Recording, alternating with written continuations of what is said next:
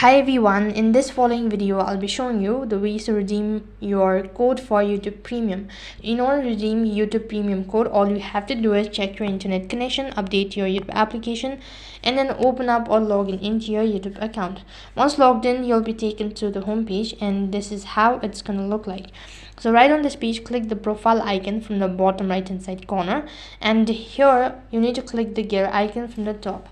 As soon as you click the gear icon, it's going to take you to the settings page, and once you're on this page, you need to scroll down and you'll need to go to purchase and membership. In order to redeem your code, click the redeem or learn more button, and after that, in order to begin with, click try it for free button. As soon as you do that, it's going to ask you to add a payment method, so go ahead and tap on add credit card or debit card. Once done, enter in your credit card details, that is the credit card number, and then the expiry date, your everything. But for the redemption code as well, if you don't see an option as a redeem code button, then you can do the same procedure, that is tap the add credit card or debit card button and then enter the redemption detail. So in that way, you'll be able to redeem your YouTube Premium code. That is all for this video. I hope the video was helpful. Make sure to like, share and subscribe to our channel. Thank you for watching. See you in the next video.